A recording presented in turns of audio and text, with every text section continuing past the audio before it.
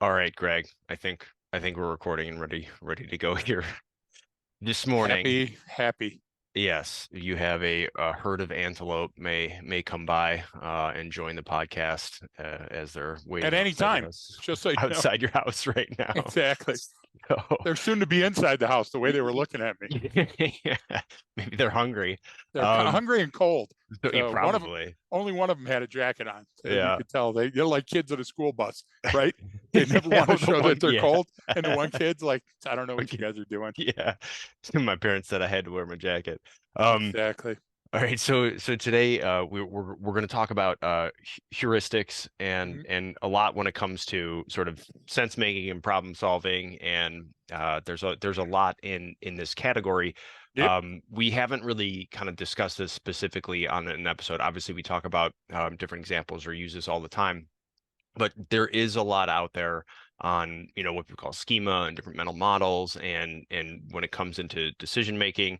But the purpose of this is we're going to be speaking at a conference here in a few weeks, and we're going to be talking a lot about this critical thinking and heuristic type thinking and prototypical matches and what it all means and how we sort of package it together, so to make it very user friendly, Yep. which is obviously why a lot of people like our approach so much, is because it's scientifically sound, but it's also, oh, okay, I see what you're saying here. It gets a little, we try to simplify it a little bit for the purpose of use. So Right. there's a lot to unpack with this category, but just to kind of give everyone a little background, we are going to be talking about this. So I wanted to just sort of do like, we got to get on the podcast and talk about this stuff because there's a lot in it, and I know the people that are going to be attending the conference will want to hear it. If you're not attending the conference, doesn't matter. We still get a lot of information out of this episode and the way we describe it. But that's sort of the kind of the preface to the conversation. I think I'll start with you, Greg, because to give sort of our definition of heuristics and how we use it, because those of you who've been to our training, we get into 6 domains, heuristics being kind of the big one, sort of, in a sense, the meat and potatoes. The idea behind sense making and cognition is heavily reliant upon heuristic type thinking that we do, and we give all kinds of examples throughout our course. And even the examples we talk about on the podcast are very similar, right? Yeah. What we're giving in here and on all the different episodes. So I think I'll start with you to maybe kind of define how we define it, and I can always give some more examples of stuff that people see out there. But I guess I'll throw it to you to get started, Greg. Yeah. And again, I'll be Debbie Downer here because there's hundreds of definitions of heuristics and none of Right. them are going to help you in your day-to-day life. So the one is the one that we've adopted by amalgamating a number of them into one pile. So I'll give it to you like this. Heuristics are cues that our brain recognizes in our environment that offer just enough information for us to draft a reasonable conclusion on what it is that is transpiring. And our knowledge is interpretive. And what that means is that we have to associate and anticipate things just to get through the day. And that abductive reasoning and logical inference of information is the simplest and the most likely conclusions that come from the heuristics in our environment. Now, right now, you're going, okay, what the fuck is he talking about? Well, just wait just a second. Brian, you've got 2 kids at home now. And I guarantee that you've already played the memory game with your daughter. And sooner or later with your son, you're going to play the memory game as well. You lay the cards out on a table. There's like 20, 40 cards, whatever the number of cards is, and you flip 2 of them over. Then if it's not a match, you flip them back. And now you have to use your memory and you have to look at that card in your mind and go, holy crap, where did I see that? Well, at the beginning of the game, there's a lot of flipping. In the middle of the game, now it's that second card over there. Oh, I hope that whirlwind comes up again. Okay. Well, that's what your brain does. So imagine a bunch of file folders, and right away, your psych teacher is groaning because they go, the brain isn't full of file folders. Yeah, it is. Back up, Yeah, listen for yeah, just yeah. I 5 was gonna say seconds. to definitely Right. explain that because we use that term all the Yeah, time. we use Yeah. the term. So this is what I mean by a heuristic. So on the manila file folder, there's got to be a header. And language, heuristics are independent of language. Hmm. Language has only been around a short time in our development. So we don't use it when we're categorizing memory and when we're putting placeholders in our brain for anticipating future encounters. So what happens, Brian, is Now on the outside of that manila envelope, you've got a starfish, just a little picture in the corner of a starfish, and all the pictures on every file folder are in the same place, so your brain can retrieve them very quickly.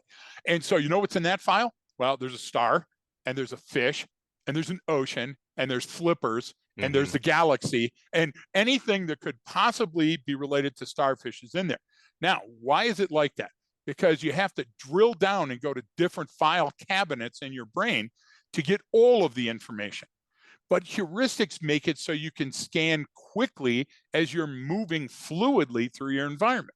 So because everything around us is in motion and we're cognitively agile enough to navigate it, then these complex encounters that come up, we don't deep dive.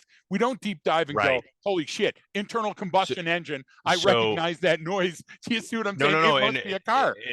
We go car. So like in that manila folder, if I open it up, and like you give the starfish example, there's star, there's fish, there's all these things. So each one of those things that are on there has its own set of file folders behind it. Once you open the file folder, there's another file folder, and then there's a Rolodex. It keeps going and keeps going and keeps going. Almost like it's fractal, right? Yep. But exactly. But we don't, because we don't have the time to go into each one of those and check everything. We go, what's that first file folder that comes up? What's on that page? Right. And it sticks with that.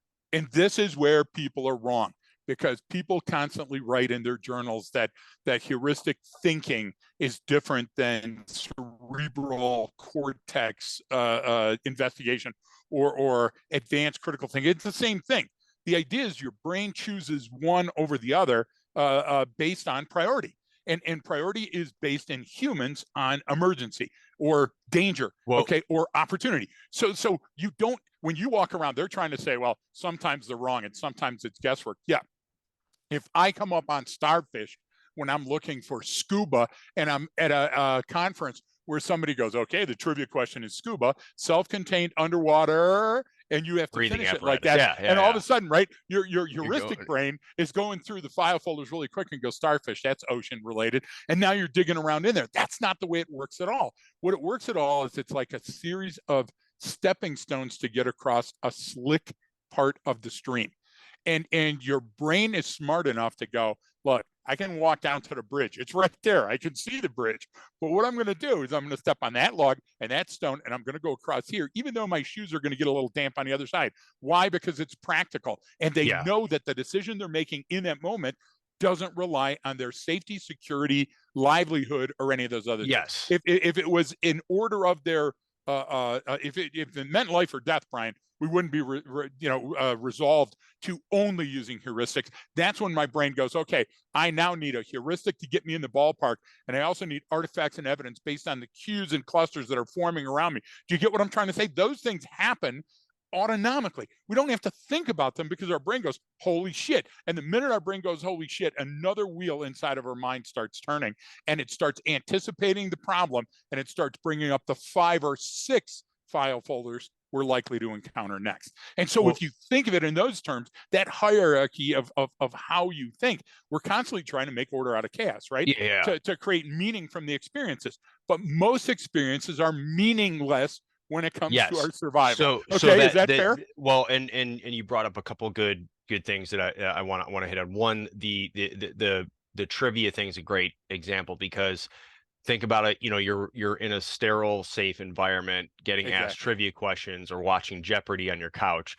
That's a very, very different way. You can access more information that way, and even process it faster, because your brain's primed knowing, hey, I got to look hard, I got to look deep, I got to figure out. And they even give you a category, Brian. Yes. And even if the category is ironic, it's a category. It contextualizes the information so that it allows you to, rather than just say topically on those manila file folders, it lets you dive deep into those. Now you have a time limit in that, but it's not tied to anything other than a fun game, and your brain knows you're playing a fun game, versus out in the world trying to figure things out, and it's maybe a life or death situation. Because you brought up, and I just want to hit it real quick. Your brain using abductive reasoning, where you basically have just a bunch of a bunch of incomplete observations. You've got all this sort of input, and then your brain puts it together with what's the likeliest possible explanation for all of Exactly. this. So, which is very different than the sort of deductive or inductive reasoning where you have It's very something different. where you have some sort of structure. Like deductive is like, okay, I've got this thing, I need to reduce that down, I need to take Yeah. the elements and come to a very specific conclusion. Inductive reasoning, same thing, a little bit opposite way of doing it, but you get a little bit more of a general one, where the abductive is like, okay, good enough, here's what we think is going to happen. And now your brain's So always trying to get to that answer before you're always, consciously aware of it it necessarily. has to. It Yeah. has to, because it's learned over time that that's the most successful and most efficient way of navigating these conundrums that you face every day. And when I say conundrums, there's nothing like the conundrums we used to face. We used to face the tiger. We Yes. used to face the mastodon. We used to The face the other herd tribes. antelope was actually Yeah. potentially They're right now they're like this in the they're peeking backyard. their You can head show in. them. Yeah. Exactly. What's going on in there? Tap tap with their little hooves. But Brian, listen, why is this important in the development of HPPRNA and Arcadia? Because back when they asked me how I do what I do on the street so well as a copper, and would that be applicable to soldiers looking for snipers, IEDs, and insider threats, my answer was yes. And Madison Conway said, prove it. So we came out and we conducted a series of studies to prove it. And the reason that we used simple heuristic overlays is because we would show, and you remember this, we would show a group of people in class a hotel counter, average hotel anywhere in the world. And we'd say, what's this? What's this? What's this? Well, what does that make that? Well, that makes it a hotel counter, at a motel, hotel, anywhere. Yeah. Look at the Formica counter, right? Okay. And then what we would do is we'd put a gun on the counter. Okay. And it's a little blurry and it's a little far away and you're looking through binos to see it. Now, what is that? Well, it's a gun on the counter. Okay.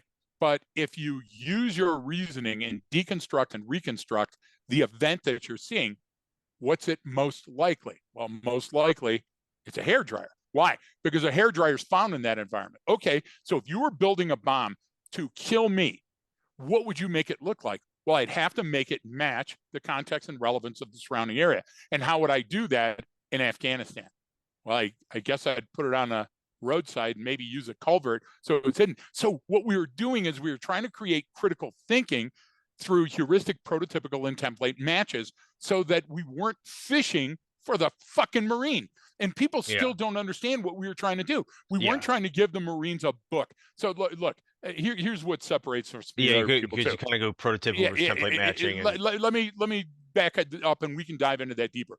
But look, you got a lot of people that say, well, I was on a JITO contract. Yeah, but I worked for JITO.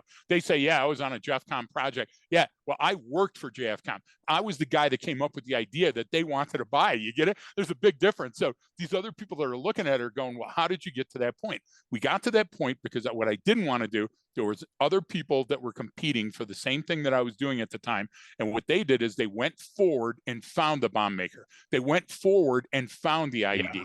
Okay. You know what they taught the Marines? Nothing. And they sold a bunch of books. What we wanted to do is turn that on its ear. We said that, look, a heuristic template match is an identical thing, like cars coming off an assembly line. Everyone is identical. Now, you look at the car and you go, everyone's a little different. Yeah, I got it. But the specifications that they're built to are the same. And yeah, they're identical to that. And so when we start thinking about how our brain matches information, it certainly doesn't do it with a template. Our brain looks for prototypes. So instead of being a gun or being the blow dryer on the counter, what if we put a drill on the counter? Your brain is going to solve for X, but it's going to figure out the most logical and reasonable answer based on the surroundings. So are you saying I could find a gun by using the different pieces that would likely make up a gun and seeing them in the environment? Yeah. So that tube kind of looks like a barrel. And that piece of wood over there kind of looks like a handle. And those little things that are laying on the ground kind of look like bullets. So even though my suspect or the person that I'm chasing has spread loaded them throughout the room, mentally I can reconstruct or deconstruct or put things together very quickly and go, these have the makings of an IED. That has the makings of a sniper hide. And that's called prototype matching. Prototype is when you use heuristics, little pieces of your environment, to infer the rest. And that's all a heuristic is. Heuristics is enough of a clue that you can infer things from it. And those things are going to be right way more than they're wrong. No, and that's a that's a very simple way to put a very complex process. And I so think so. that's sort of our goal, our point with it, right? I don't need to know That's what. our goal in class. Yeah. That's our goal with everything we've written, all of our webinars, every one of these podcasts, and certainly the book that came out. The idea is that can you, as a normal human, wrap yourself around these really grandiose theories, these really big, deep thinking theories, and that you use autonomically every day, and can you unpack them to use them to find a lost And kid, to no, find that knock in your and engine on to your motor vehicle? Come on. because and this goes into anything that's to create a fidelity filled environment that's cognitively Yep. real is what we're talking about too. Not so Yep. so we're talking about how you sense make in your environment, how your brain works, and then obviously we tie that to how we do that in training. Because Yep. your example right there is we'd be in a classroom, we'd move stuff around, and then have people act out certain things, and they go, "Oh yeah, it's a hotel lobby. He's checking in, doing this," and you're going like, "We're in a freaking Close enough. classroom. Your Exactly. brain filled in everything down to the point Exactly. where I mean, it will take the reality and add in what it needs to make it real. So that training is real to But your brain only, running real if reps. it fits. Only if Yes. it fits. Your brain will not take disjointed information and jam it together unless there's no other answer, and your brain is now forced to put those things that are So incongruent together. so it'll drop something that is Yep. unnecessary to be there if it needs to arrive at a conclusion, or it will be sort of create so much cognitive turbidity that it has to explain what the hell that element thing And so is over therefore there. it'll bring something in that's cognitively close enough, a UFO, Yep. a Bigfoot, That's a a Loch great, Ness yep. monster. You get where I'm going? Because, hey, I got to close the loop. I can't leave a blank. I cannot have my file folders go starfish, scuba tank, dolphin, and then blank. It can't, because that would be a missing piece of the puzzle that could get me killed in the real world. So the brain will search for something in other file folders and compile them differently and keep jogging them until it comes up with something and go, hey, it looks like a starfish. And somebody goes, well, that's a seahorse. Okay, close enough. Boom, put it in. And that's how your brain works, because training for anticipation is what we're talking about when we talk to Milo and Axon, and when we try to talk to Vertra and those guys. What does that mean? That means that your brain is constantly trying to front load the file folders that you might need for this encounter that's coming up. And when you get a hint, like you were talking Jeopardy, and they've got a category, Yep. I'm talking dispatch going man with a gun. Okay. The anticipation of what we're likely to see at that event, that chaotic event, is going to happen with schema. And schema will pop up in my brain. Well, if you stretch that word out a little bit right now on your paperwork, schema is like Yes. schematic, which Yeah. means that it's a plan. So your brain will come up with a preliminary plan so it can navigate that upcoming encounter, because But your brain doesn't want to ever be caught flat-footed. no, It hates surprise. but that's the problem, is that it doesn't ever want to be surprised, and it Yes, doesn't want to figure things out, especially if it's potentially survival based, right? It that's the doesn't. core. You just hit Yeah. on the core, right? But it is, so it will create that schematic Yep. like you said, but that's also where we get things wrong, right? If we So build that let's tree, do it two ways. if that Yep. schematic is wrong and I didn't get the right foundation, all right, Yep. everything I build on top of that is come crumbling fucking down You're exactly right. Immediately. when that 5 mile an hour wind hits the corner of that building, and said you didn't Yep. plan for that, right? I So mean, two things to firm up your argument, which is already very, very, very strong. One, let's go back to the Greeks who invented the word heuristic. It meant to discover. It meant through all of your perceptions to discover likely things from items on the table. It's the original Kim's game for the yeah, Greeks. yeah. Okay, and then to be cognitively agile enough to come up with inferences based on that information and deduce and induce the simplest and most likely conclusion. That takes abductive reasoning, which means that you're sampling your environment quickly, but you're not doing it recklessly. You're looking for artifacts and evidence. It's not guesswork. So every time I read a thing that says, "Oh, what did it say? Availability heuristics are Yeah, characteristically yeah, dangerous because yeah. they're so wrong." No, No, they're not. no, they're They're only not. wrong in an If experiment that you you conduct created, where yeah, you create the inevitability. In life, they're rarely wrong, you know? And when they are wrong, it's so comical that in a movie we go, well, knowing what we know now, now, do you get yeah, what I'm trying to say? yeah, And we all laugh about it because those inferences that are around us, the information that gets through from our brain, which samples everything, and everything's in motion. And reality changes over time. Does reality change over time? Look at this entire world we're in now. Or we're not sure if it's fake news or AI generated, or if the history has been rewritten, or let's take down the monument because our yeah, thoughts yeah. and feelings are now. We're, Well, that's your brain doesn't understand that, Brian, no, because your brain is running on heuristic, template, and prototypical matches. Templates are the things that are solid enough in my environment. A doorknob is a doorknob anywhere. And therefore, even though it's a little prototypical, this one's a latch and this one's round, and yeah, this one I have to, uh, pull instead of push, my brain will figure those things out quickly. quickly, That's the yeah, beauty of a heuristic. I know that that's a window.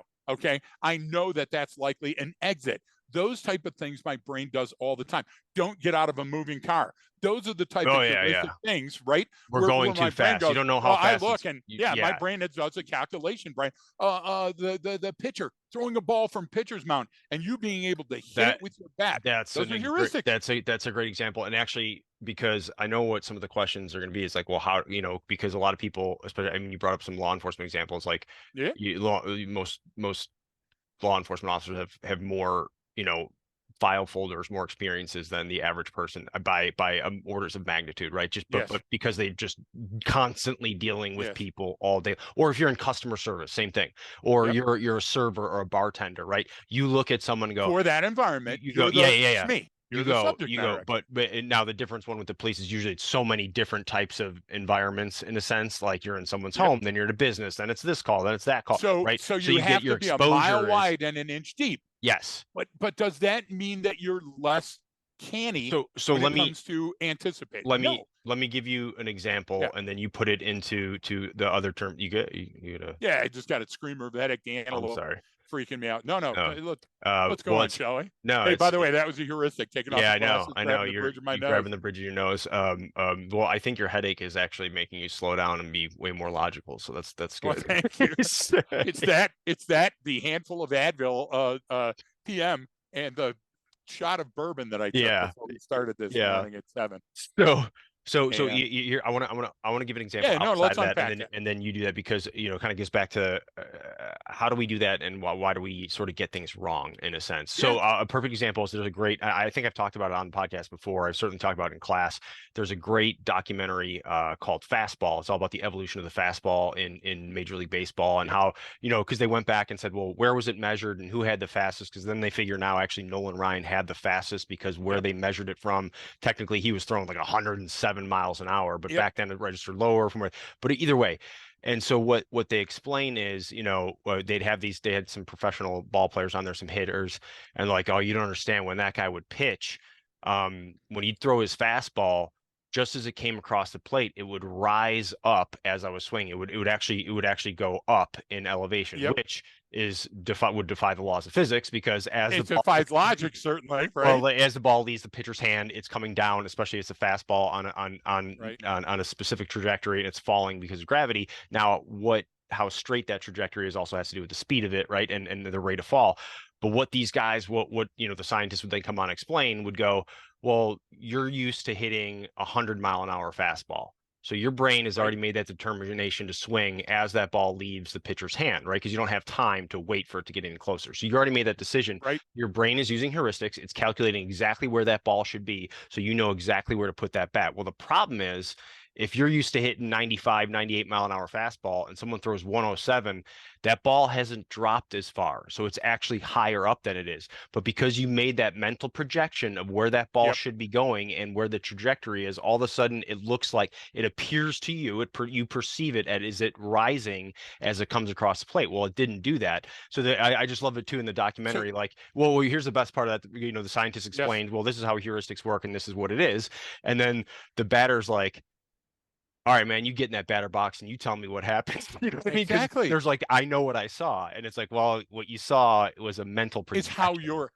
Yeah. your brain has to capture it so it can repeat it, because that's the idea. I have to create a file folder for this encounter, and therefore those assumptions lead to theories. Those theories lead to scattered breadcrumbs, so I can find it again. Well, that's the schematic, right? That he gave me. Exactly, the So, schema. yeah. And you're exactly right. So let's talk about two things very quickly. First of all, my dear departed friend, Dr. Bill Harrison, his site, Slow the Game Down. Ryan Harrison still taking that now. Yeah. If you want to look at what Brian's talking about, look at the series that Brian's talking about, and look up my good friend Ryan Harrison and Slow the Game Down.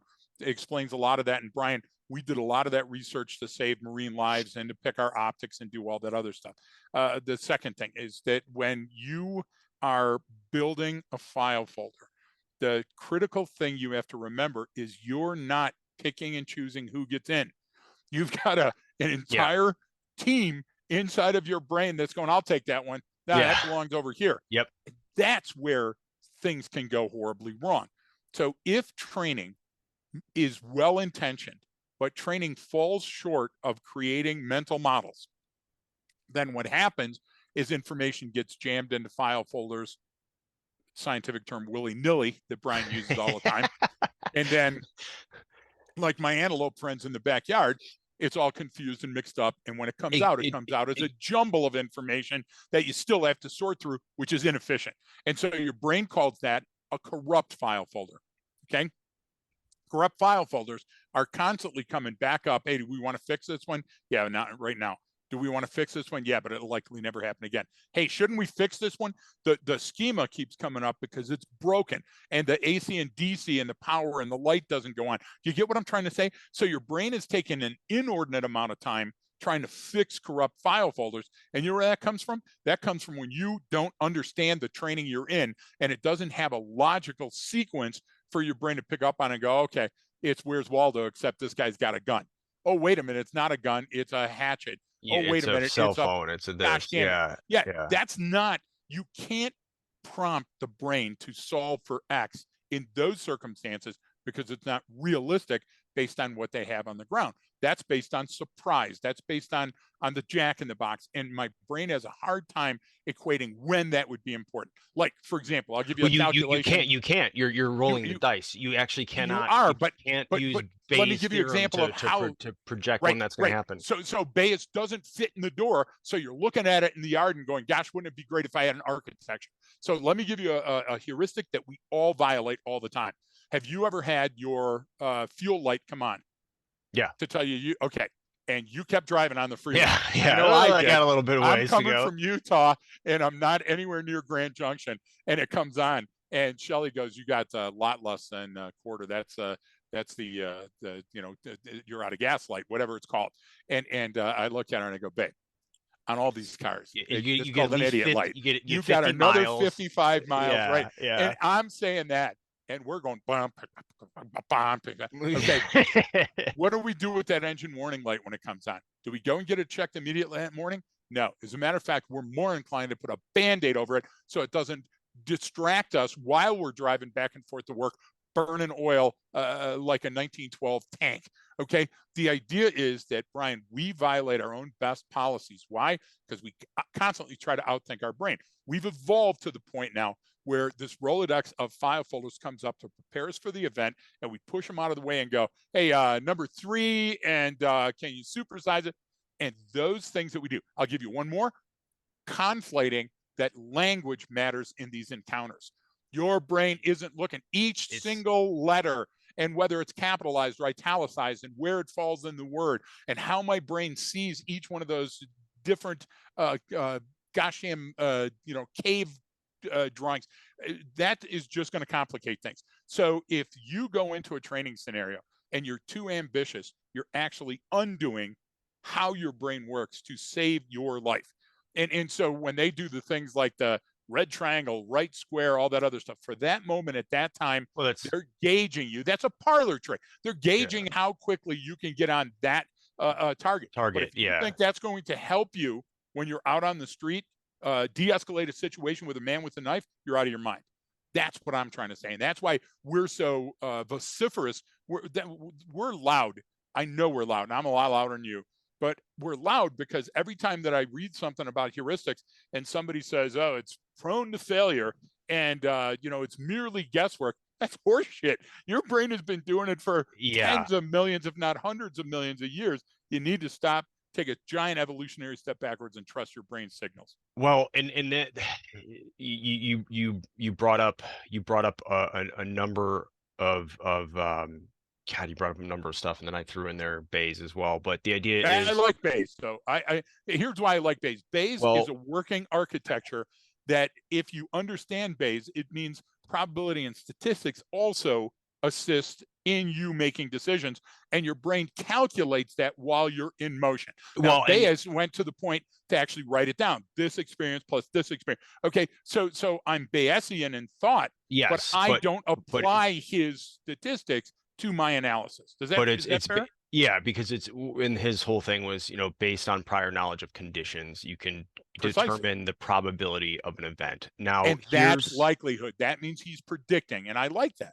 well, we absolutely use it at a theoretical level, not in a Yep. mathematical sense, because you can't with a lot of the situations that we're talking about. You could Right. with the things that he was describing and Right. that they were talking about, but and Once so, you take it outside the laboratory, Brian, it's a different set of standards well, where the logic still applies, but you're the individual assets that and facets you brought up but won't. this that goes into what everyone's trying to do with different data collection and looking at it, and it's they're Yep. trying to give a score or a number or a percentage or a likelihood. It's like, well, it's not about likelihood. You can't calculate to some number of likelihood of this happening, but you can use it as comparative. Is this person more likely to give up right now, or are they more likely to keep running right now? Exactly. So Spot on. based on your prior knowledge of the events, you can use that as a comparison And that's a heuristic. between likely outcomes. So, So Brian, you can't I using your can't say logic, he yes, has a yes, 97% chance of continuing this, or he has a 20% chance. No, yep. but you don't need to go into that But you can say if specificity we keep putting the gas pedal down and chasing because this guy, he's going to run an intersection and we kill somebody. because we look at Exactly. because that's the thing, especially with the different police incidents, because of the complexity level of them. We look at it from what the person is doing and forgetting to put in all of the input for what we're doing and how we influence and how the random person walking by and pulling out the video camera Yes. now influences the situation, and Yes. all of that is in play. However, as unique as each one of those situations are, because that's why you can't, and we've had this discussion with someone before who was Yep. trying to just create, well, you just can repeat these certain ones and that's all you need. It's like, well, no, No, because these are all non-repeat, they're that's natural down and events. backwards. That's not how Well, your brain will calculate the forward. each interaction is a naturally occurring event that is not repeatable, because if you changed one factor, just one Yes. small, seemingly small factor, it would completely change the outcome of the Yes. situation. Yes. So this is why we rely on heuristics, That's and why in that way of looking Hoberman at it. 1, we had the officer view an officer already on the scene. Right, because Why hasn't that been perspective done? Perspective is everything. is And that focus pulling. So, Brian, to use your logic, go back one minute, folks, and listen to what Brian is telling you. So Brian is saying that if we use Bayes as an architecture, but we don't use the math equation when we get out into the street, we'll still come to the same logical a conclusion. logical conclusion. So Yeah. I will tell you to prove that by using gravity. Okay, so there's a law of gravity and Yeah. how things fall in a vacuum or in Yes. reality or on the earth as For opposed to on comparative the moon. measurement. Yeah. Yes, but we know that if the guy jumps from that balcony and it's too high up, he's going to squash like a bug. So what we're doing is we're reducing the algorithm to a usable chunk, understanding that the same thing with when we're driving, centripetal force and not being able to make the turn and driving a big old Crown Vic and having the anti-stop brakes and sliding through the intersection and T-bone somebody because I'm over driving that car. So what we're doing is we're using math and physics and science, and we're using them at a level that the average person on the street can understand without saying a squared plus b squared, because we don't need it. And that's what No. a heuristic is. A heuristic is cognitively close enough. It's enough information to form that reasonable conclusion. And we don't stop there. This is why it's not guesswork. We add artifacts and evidence to support reasonable conclusions. We do sense making, and we do it to problem solve. Okay. So how do we do that? We adapt the sense making. Look, we're constantly negotiating our relationships with our environment, with society, with other humans. And while my brain is doing that, it's using pattern recognition.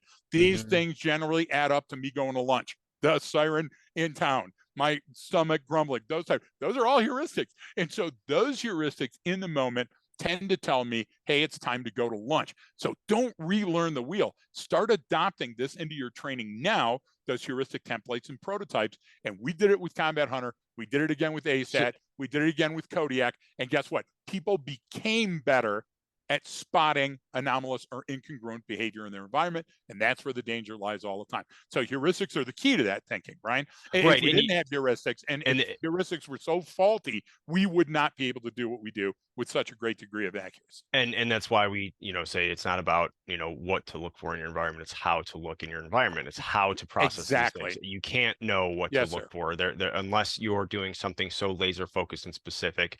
But at that point, but that's sort of a different case. What everyone always wants to know is like, well, how do I do this? How do I not jump to an unreasonable conclusion? And not just that, but you're talking about so if we add an element, okay, if we're going to look at all of this as sort of this algorithm, or I'm taking in all this information, it all depends on the context, and there's certain things that are going to weigh more and factor in more. So one, obviously the situation. Two, when it becomes something about survival, or it becomes tied to that in some way, whether it's your survival or the other person in the incident, that increases the pressure on the system. But you actually, I mean, you tell me this, you tell me what you think when I say it this way. You actually limit the amount of potential possibilities there are, because when someone is in sort of that survival mode, and I'm using that in a general term, whether everyone just likes to say fight or flight, it could be freeze, it could be whatever, but it doesn't matter what it is.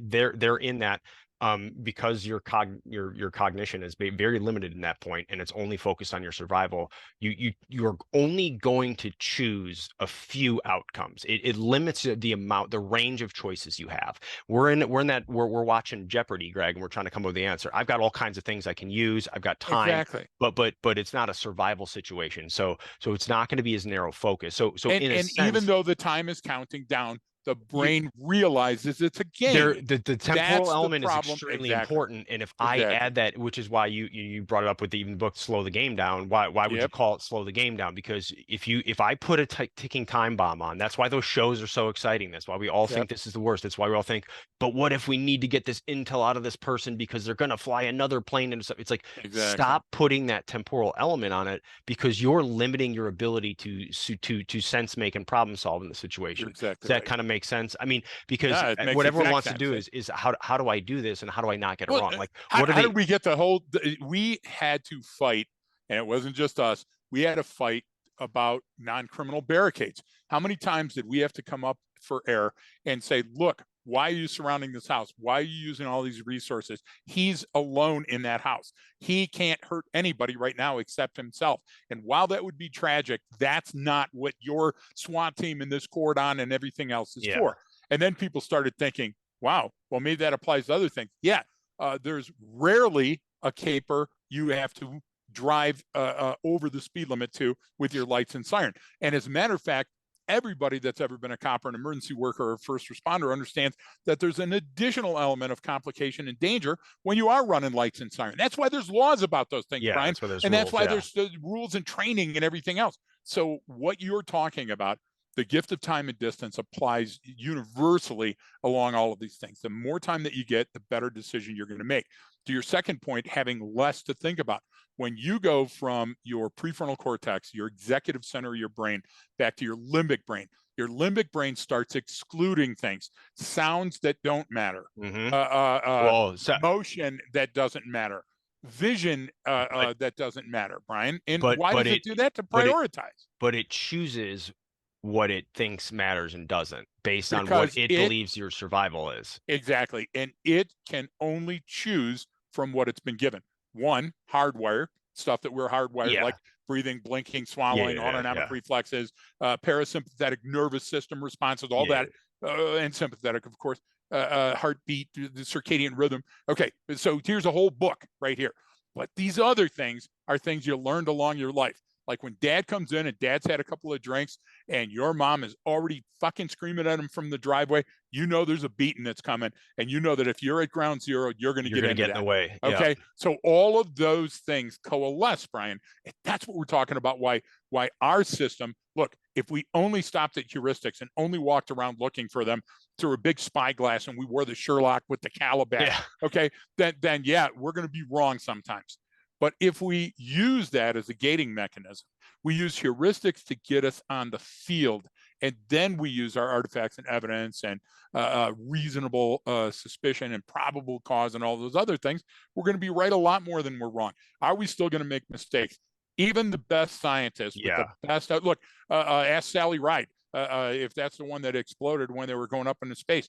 Those people were the best scientists in the world with the best pilots and the best everything. And Brian, shit happens. Okay. So what you can't do is you can't look for a zero defect, right? What you have to do is you have to look for optimal human performance given the complexity of the situation. And I will agree with you. There is no more complex thing than being a law enforcement officer, because the law, look at how many things are in the law. We have Congress, okay? We have SCOTUS, we have the Bill of Rights, we have all of these different things to make sure that the law is right, and you're out there with a 6-gun on your hip, and your job is supposed to be to interpret all that stuff. Well, they get the luxury of interpreting it for 4 years, or for 6 months, or poring over it with the greatest minds in the world, and a cop has to decide. Now, look, I'm not saying it's not dangerous to be a 7-Eleven clerk, but rarely will a 7-Eleven clerk have to think in the moment as under such dire circumstances, right? And make a conclusion that a bunch of lives are going to last. Well, because they're only they can be an inch wide and a mile deep, where in the other case you have to be a mile wide, but you only get to be an inch deep. You know, and you only get 17 seconds to do it, because we always think we have to get there faster. We always think that we have to make a decision quicker, and a lot of times that complicates us to the point that we fail. Something breaks, and what breaks is our advanced critical thinking skills, because we think that right now, if I don't intervene, like the whole idea behind de-escalation has been around forever. And that's where we got the gift of time and distance. And that's why we capitalize the gift of time and distance, for you to remember that it's that important. Why? Slow the game down, like the Harrisons say. We don't need to rush to a conclusion that's going to put a round peg in a square hole. That's going to be an unfortunate accident that we see coming, but we were first, I mean, like in a pursuit, Brian, you don't have to be first. You're kind of going to be second, no matter how, and maybe third or fifth. So we have to stop thinking that way. We have to think heuristically, because heuristic thinking is what your brain has been programmed to do anyway. So if we can lubricate those channels, build myelinization or myelination, depending on where you went to school, then we can have those synapses firing just as fast and draw much more reasonable conclusions. And we can save a life on both sides of the barrel, both sides of the badge, by slowing things down in here, in your my gigantic German cranium, before that shit spits out of your mouth. And that goes back to sort of that anticipation of likely outcomes, and that's the thing, is that is again still based on prior knowledge and past experience, and the given within the framework of the given context that you're in, and that anticipation is so powerfully important, and that's what allows you to get ahead of the curve, so you're not reacting, so you're not relying on the Jack in the Box method. And what's your job of your amygdala, Brian? To search out those things in your environment that may be a priority cue, and lead that person by hand. Your amygdala takes them by hand to the front of the line in your limbic system and knocks on the door to the prefrontal cortex and goes, hey, you may want to consider this. And it does it tens of thousands of times a second as you're moving through your environment, because sense make is the most critical part. That's why SPAR, sense make, problem solve, adaptability, resilience. Read about in the book. If you get the book, go back and watch us on webcam highlights. Come see us in class. If you can sense make faster than a cunning opponent. You can save a life, That's it. or you can get an opportunity. And you're just trying, you're trying to get ahead. It's as much as you can, whether that's a Yes. quarter second or a day, or a month. It doesn't matter. Or Whatever, a whatever. piece of paper or a leg of lamb. Survival is measured in nanoseconds. It's measured in food and water. I'll give you an example. The guy died up on the mountain, and I haven't slept in a couple of days because of this damn headache. It'll go away. It's fine. Stress related to my dear friend Brian's baby or something. Chalk it up. It's not the antelope in the yard and the bear that digging through our trash. But as you're looking at these things in your environment and you're trying to make sense and order out of them, life happens, and life is a complicating factor. And now that cop that's pulling up to the scene, that's stepping out, that's thinking about his dry cleaning, that has all those other situations, those are issues that are going to belabor that person's brain. But if we don't equate them when we go into the training, Brian, I take so much time on minutia that when I hand you a student guide for the upcoming whatever it's going to be, how many pages is it average? How many chapters? Yeah, I know. And you always look at it and you got that smile going Yeah. right now. You look and you go, fuck, here we go again. But why do we have to go in that level of detail? Because that's how things work. That's what your brain is taken apart. Your brain rarely gets one message that's big enough and strong enough and powerful enough. I'll give you an example. So you will be looking at a female in a bar, and you go, I want to be on that. And now you have a drink, and all of a sudden the limbic system starts taking over, and your amygdala is measuring, do we have any other suitors? And I don't want to get too drunk, but I want to be drunk enough to be cool and not be an idiot, right? And all this stuff happens, and now we create inevitabilities down that path, but we stunt our sense making and our critical thinking. Why are we willing to do that? Because we're our own worst enemy, Brian. Right. So if that happens in a bar when all the influences are right and we're going towards something we really, really want to love, and it's probably going to be fun, not dangerous, imagine what happens if we turn the tables and now we've had too little sleep, too little food, too little time. You get what I'm trying to say? And that's why we take so much time building those scenarios. So your brain goes, man, they weren't really talking about the stolen car. They were talking about all the other factors that we missed on the way to the door with the driver. And that's what I'm talking about, Brian. Not everything in police work comes out with a fatal consequence, but that's where we go. The Grand Central Station, everybody calls it Grand Central Station, is like your brain, but it's not a station. It's a terminal, Grand Central Terminal. Why is it called that? Because that's where all the trains end up.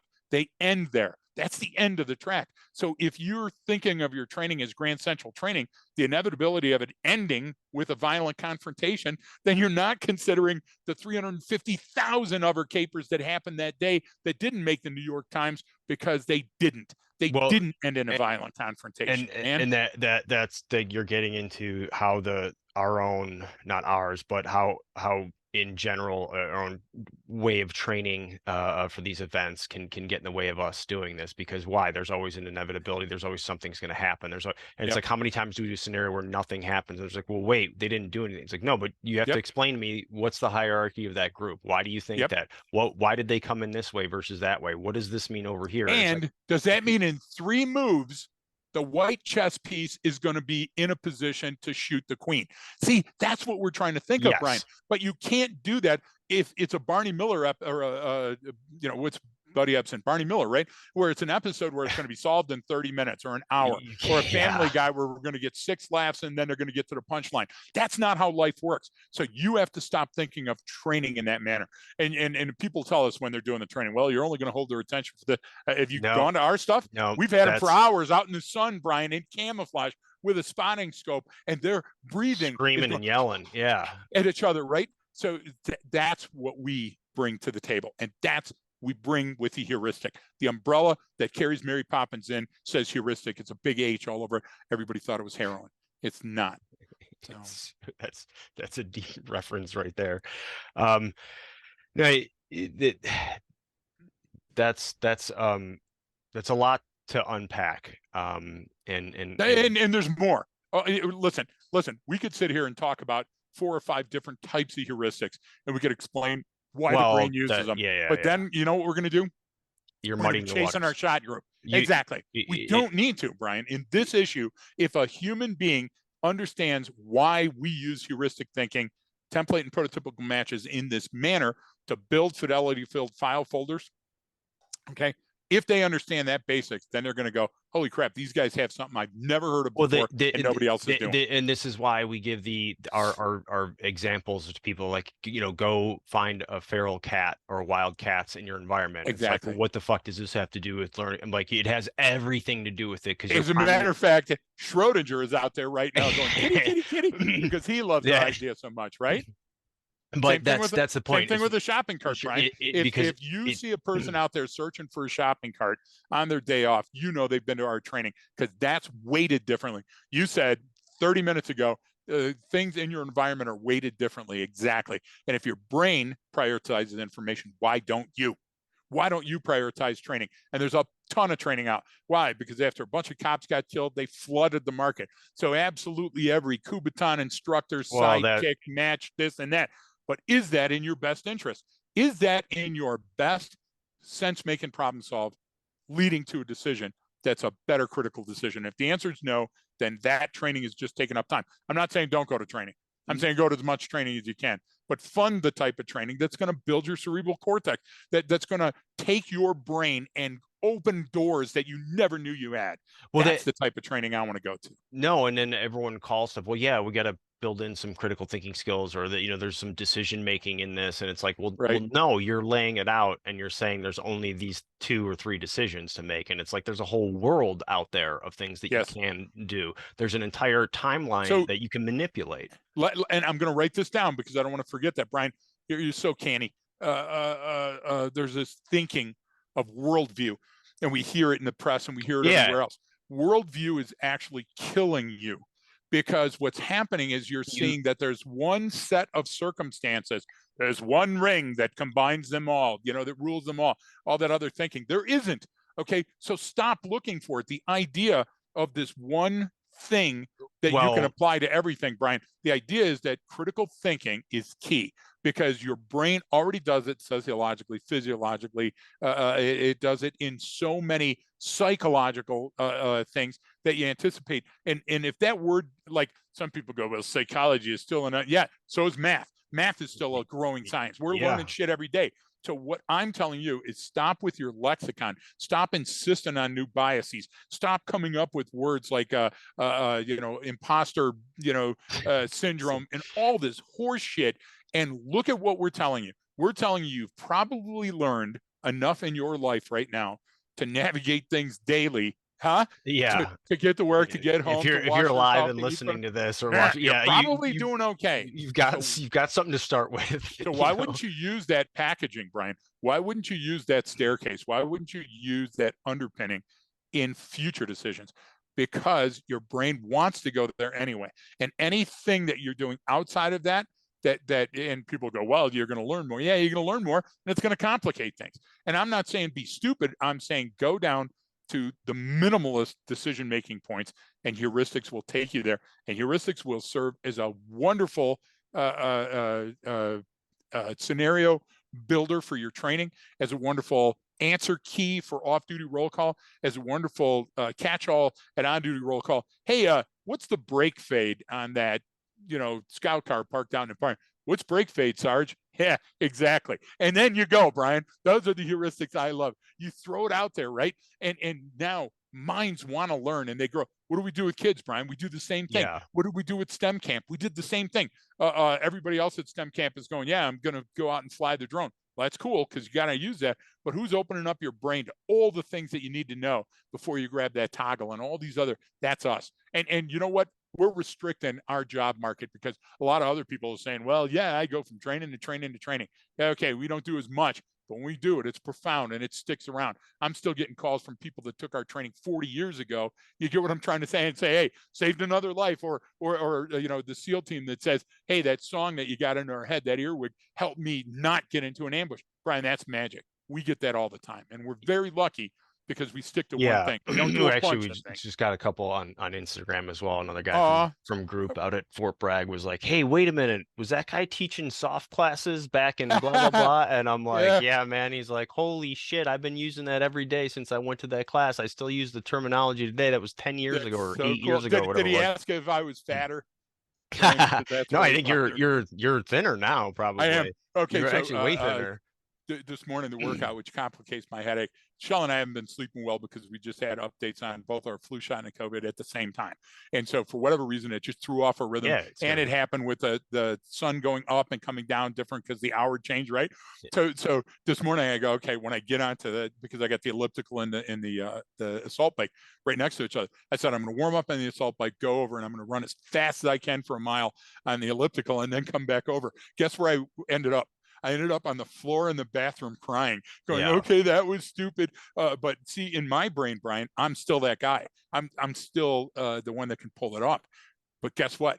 The heuristics that I created in that room led to me being wrong. That's where heuristics can go wrong. Hey, I've got all the tools. I must be a fucking gymnast. You get what I'm trying to say? Yeah. Okay. But what I didn't Yeah. do is I didn't Well, check the Fitbit. that's Okay. Do you that's understand what I'm why trying to say? that's So that's a better way. I should probably start using that instead of using the one that just pisses people off, or I'm like, yeah, oh no, you got all the gear. You got the short barrel rifle with the suppressor and the yep. optics and the helmet Yep. and this, and you've got all that shit. And man, and I always look at it and go, hey, that's really clean equipment. You must spend Yeah. a lot of time cleaning it. Oh no, you don't. Oh, you just don't spend a lot of time fucking wearing it and Shooting it. using it. Exactly.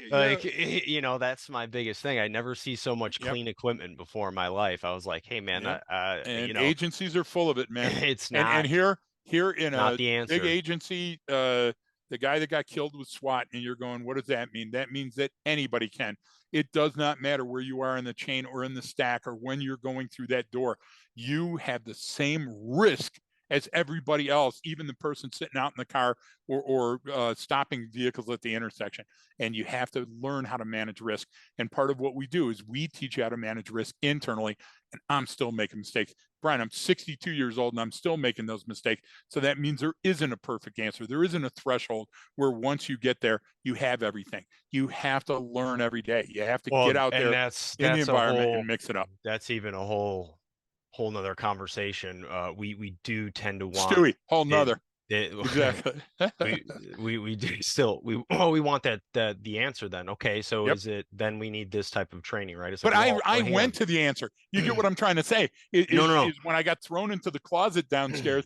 Okay, the idea was that I had the answer. I had the answer right in my palm. But you know what I didn't do? I didn't have the support group to put together for that answer, so I fell short of the mark. And that's Yeah. what we're doing with our training. What we're doing is we're saying a certificate or an accreditation or those other things are going to save me. That tack vest is going to save me. That helmet is going to save me. When at the end of the day, it's you that are going to save you and you that are responsible for your safety and security and your well-being and your growth and your marriage. Look, if you're a great Yeah. cop and a shitty dad, if you're a great cop and you're Yeah. breaking up with all your relationships, are you really a great cop? That's all I'm Well, saying, right? that's the thing. We get so domain specific or just one area and we can grab onto that and we can Yep. that's the classic. I know so many guys who just are total studs in the Yeah. gym and they just put up They're more weight you killing could it. possibly imagine.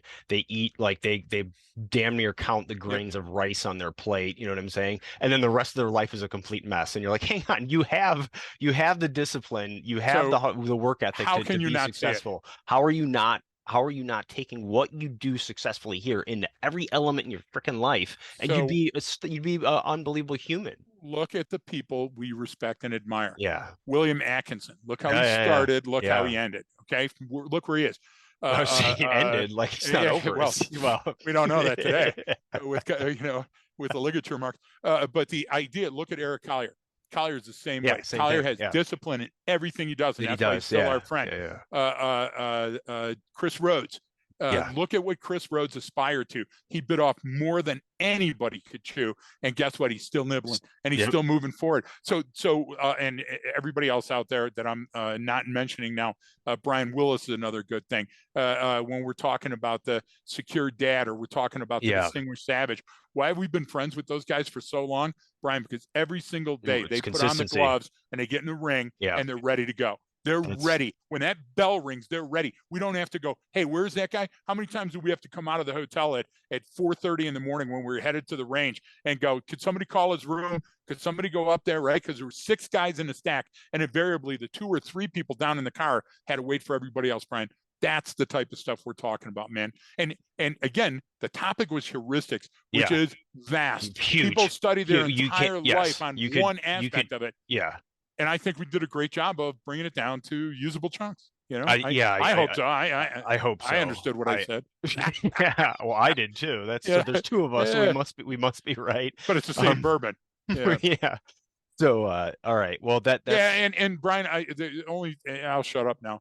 Anytime I hear that heuristics are guesswork or heuristics aren't critical thinking or there's a difference it's between absolutely heuristics, not. It's I'm telling you, stop you're reading. Look, I love Kahneman, Thinking Fast and Slow, all that other, but and I love our buddy from University of Central Florida. Klein is a genius. I love all of yeah, them. yeah, But but every once he in a while, you yeah, got to but walk even out that door and go out on the street and see that the application is where heuristics no, are. and I've had other subject matter experts at that level say this kind of similar stuff about Klein. It's not bashing Gary Klein at No, all. I It's love them. he's a freaking genius. He But is. it's the okay. Well, this is in the book. You have to go. It's not translating out onto the street, and Yep. that's the The thing theory is does. The theory does. But I'm talking about the practical application is application. quite different. It is, and you know to that's what you, you this is why we focus to, especially when, on anytime we have people in front of us that we're teaching, is